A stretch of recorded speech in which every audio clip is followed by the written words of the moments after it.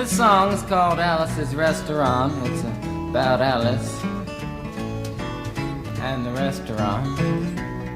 But Alice's Restaurant is not the name of the restaurant, that's just the name of the song.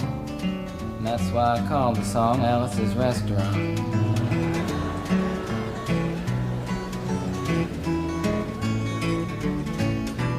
You can get anything you want at Alice's Restaurant. You can get anything you want at Alice's Restaurant. Walk right in, it's around the back, just a half a mile from the railroad track. And you can get anything you want at Alice's Restaurant.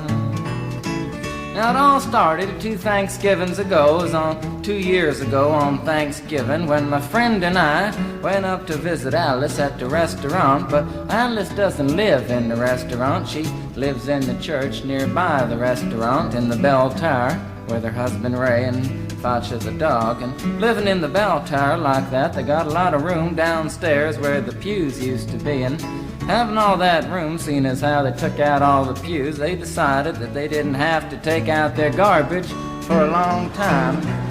We got up there, we found all the garbage in there, and we decided it'd be a friendly gesture for us to take the garbage down to the city dump. So we took the half a ton of garbage, put it in the back of a red VW microbus, took shovels and rakes and implements of destruction, and headed on toward the city dump. Well, we got there, and there's a big sign and a chain across the dump saying closed on Thanksgiving, and we had never heard of a dump closed on Thanksgiving before, and with tears in our eyes we drove off into the sunset looking for another place to put the garbage. We didn't find one till we came to a side road, and off the side of the side road was another 15-foot cliff, and at the bottom of the cliff was another pile of garbage. And we decided that one big pile was better than 2 little piles, and rather than bring that one up, we decided to throw ours down. That's what we did. Drove back to the church, had a Thanksgiving dinner that couldn't be beat, went to sleep and didn't get up until the next morning when we got a phone call from Officer Obie. He said, "Kid, we found your name on an envelope at the bottom of a half a ton of garbage, and just wanted to know if you had any information about it." And I said, "Yes, sir, Officer Obie, cannot tell a lie. I put that envelope under that garbage." After speaking to Obie for about 45 minutes on the telephone, we finally arrived at the truth of the matter and said that we had to go down and pick up the garbage, and also had to go down and speak to him at the police officer station. So we got in the red VW microbus with the shovels and rakes and implements of destruction, headed on toward the police officer station. Now, friends, there was only 1 or 2 things that Obie could have done at the police station, and the first was that he could have given us a medal for being so brave and honest on the telephone, which wasn't very likely, and we didn't expect it. Another thing was that he could have bawled us out and told us never to be seen driving garbage around the vicinity again, which is what we expected. But when we got to the police officer station, there was a third possibility that we hadn't even counted upon, and we was both immediately arrested, handcuffed. And I said, "Obie, I don't think I can pick up the garbage with these handcuffs on." He said, "Shut up, kid. Get in the back of the patrol car," and that's what we did, and sat in the back of the patrol car and drove to the, quote, "scene of the crime," unquote. I want to tell you about the town of Stockbridge, Massachusetts, where this happened. Here they got 3 stop signs, 2 police officers and 1 police car. But when we got to the scene of the crime, there was 5 police officers and 3 police cars, being the biggest crime of the last 50 years, and everybody wanted to get in a newspaper story about it. And they was using up all kinds of cop equipment that they had hanging around the police officer station. They was taking plaster tire track footprints, dog-smelling prints, and they took 27 8x10 color glossy photographs with circles and arrows and a paragraph on the back of each one explaining what each one was to be used as evidence against us. Took pictures of the approach, the getaway, the northwest corner, the southwest corner, and that's not to mention the aerial photography. After the ordeal, we went back to the jail. Obie said he was going to put us in the cell. Said, "Kid, I'm going to put you in the cell. I want your wallet and your belt." And I said, "Obie, I can understand you want my wallet so I don't have any money to spend in the cell, but what do you want my belt for?" And it said, "Kid, we don't want any hangings." I said, "Obie, did you think I was going to hang myself for littering?" Obie said he was making sure, and friends Obie was, 'cause he took out the toilet seat so I couldn't hit myself over the head and drown. And he took out the toilet paper so I couldn't bend the bars, roll the toilet paper out the window, slide down the roll and have an escape. Obie was making sure, and it was about 4 or 5 hours later that Alice, remember Alice? It's a song about Alice. Alice came by and with a few nasty words to Obie on the side, bailed us out of jail. We went back to the church, had another Thanksgiving dinner that couldn't be beat, and didn't get up until the next morning when we all had to go to court. We walked in, sat down. Obie came in with a 27 8x10 colored glossy pictures with the circles and arrows and a paragraph on the back each one. Sat down. Man came in, said, "All rise." We all stood up, and Obie stood up with the 27 8x10 colored glossy pictures, and the judge walked in, sat down with the seeing-eye dog, and he sat down. We sat down. Obie looked at the seeing-eye dog. Then the 27 8x10 colored glossy pictures with the circles and arrows and a paragraph on the back of each one, and looked at the seeing-eye dog. And then at the 27 8x10 colored glossy pictures with the circles and arrows and a paragraph on the back of each one, and began to cry, 'cause Obie came to the realization that it was a typical case of American blind justice and there wasn't nothing he could do about it. And the judge wasn't going to look at the 27 8x10 colored glossy pictures with the circles and arrows and a paragraph on the back of each one explaining what each one was to be used as evidence against us. And we was fined $50 and had to pick up the garbage in the snow, but that's not what I came to tell you about. Came to talk about the draft. We got a building down New York City. It's called Whitehall Street, where you walk in and you get injected, inspected, detected, infected, neglected, and selected. I went down to get my physical examination one day, and I walked in, I sat down, got good and drunk the night before, so I looked and felt my best when I went in that morning. 'Cause I wanted to look like the all-American kid from New York City. I mean, I wanted to feel like I wanted to be the all-American kid from New York, and I walked in, sat down, I was hung down, brung down, hung up, and all kinds of mean, nasty, ugly things. And I walked in, I sat down, they gave me a piece of paper, said, "Kid, see the psychiatrist, room 604. And I went up there, I said, "Shrink, I want to kill. I mean, I want to kill. I want to see blood and gore and guts and veins in my teeth. Eat dead, burnt bodies. I mean, kill. Kill! Kill! Kill! And I started jumping up and down, yelling, "Kill! Kill!" And it started jumping up and down with me, and we was both jumping up and down, yelling, "Kill! Kill!" And the sergeant came over, pinned the medal on me, sent me down the hall, said, "You're our boy." And you feel too good about it. Proceeded on down the hall, getting more injections, inspections, detections, neglections, and all kinds of stuff that they was doing to me at the thing there. And I was there for 2 hours, 3 hours, 4 hours. I was there for a long time, going through all kinds of mean, nasty, ugly things, and I was just having a tough time there. And they was inspecting, injecting every single part of me, and they wasn't leaving no part untouched.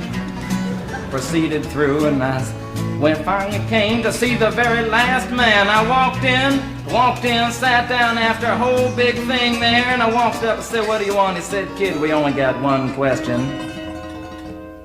Have you ever been arrested?"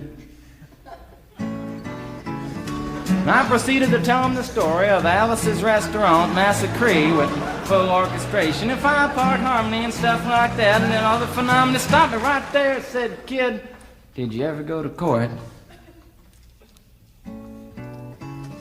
I proceeded to tell him the story of the 27 8x10 colored glossy pictures with the circles and arrows and a paragraph on the back of each one. It stopped me right there and said, "Kid, I want you to go over and sit down on that bench that says Group W. Now, kid."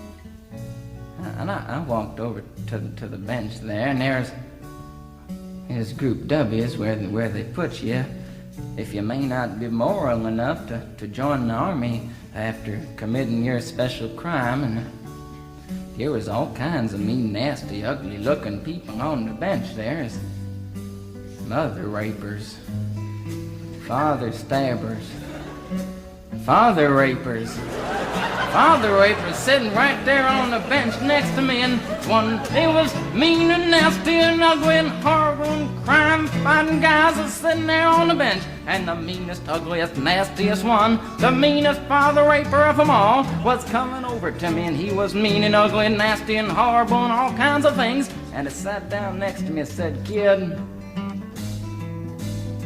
what'd you get?" I said, "I didn't get nothing. I had to pay $50 and pick up the garbage." He said, "What were you arrested for, kid?" And I said, "Littering." And they all moved away from me on the bench there to carry eyeball and all kinds of mean, nasty things, till I said, "And creating a nuisance," and they all came back, shook my hand, and we had a great time on the bench talking about crime, mother stabbing, father raping, all kinds of groovy things that we was talking about on the bench. And everything was fine. We were smoking cigarettes and all kinds of things until the sergeant came over, had some paper in his hand, held it up and said, "Kids, this piece of paper's got 47 words, 37 sentences, 58 words. We want to know details of the crime, time, the crime, and that kind of thing. Got to say pertaining to it about the crime. Want to know the arresting officer's name and that kind of thing. You got to say." And it talked for 45 minutes, and nobody understood a word that he said. But we had fun filling out the forms and playing with the pencils on the bench there. And I filled out the massacre with the 4-part harmony and wrote it down there just like it was, and everything was fine. And I put down a pencil and I turned over the piece of paper, and there on the other side, in the middle of the other side, away from everything else on the other side, in parentheses, capital letters, quotated, read the following words: "Kid, you rehabilitated yourself." I went over to the sergeant and said, "Sergeant, you've got a lot of damn gall to ask me if I've rehabilitated myself. I'm sitting here on the bench. I'm sitting here on the Group W bench because you want to know if I'm moral enough to join the army, burn women, kids, houses, and villages after being a litter bug." He looked at me and said, "Kid, you don't like your kind. And we're going to send your fingerprints off to Washington, and friends, somewhere in Washington, enshrined in some little folder, is a study in black and white of my fingerprints. And the only reason I'm singing you the song now is because you may know somebody in a similar situation.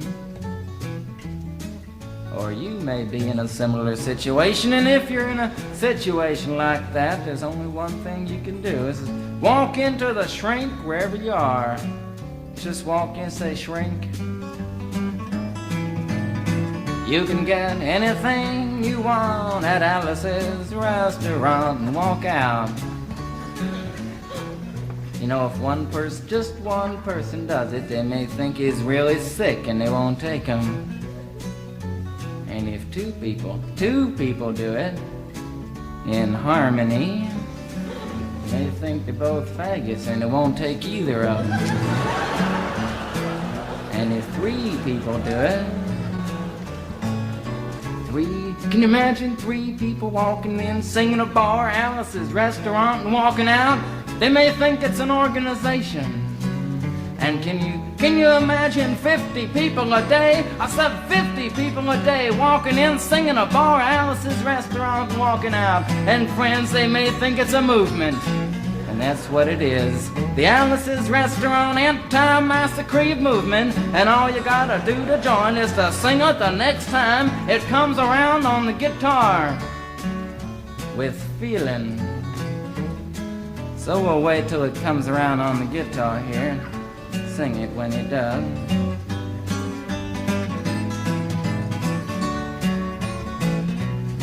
Here it comes. You can get anything you want at Alice's Restaurant. You can get anything you want at Alice's Restaurant. Walk right in, it's around the back, just a half a mile from the railroad track. And you can get anything you want at Alice's Restaurant. That was horrible. If you want to end war and stuff, you gotta sing loud. You could put a lot. I've been singing the song now for 25 minutes. I could sing it for another 25 minutes. I'm not proud or tired. So we'll wait till it comes around again, and this time with 4-part harmony and feeling. We're just waiting for it to come around is what we're doing.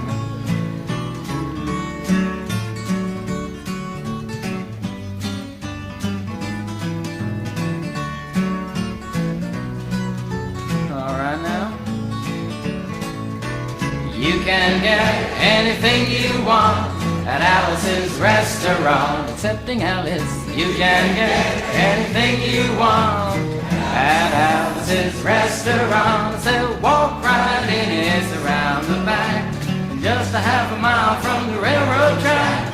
And you can get anything you want at Alice's Restaurant. Da da da da da da da. At Alice's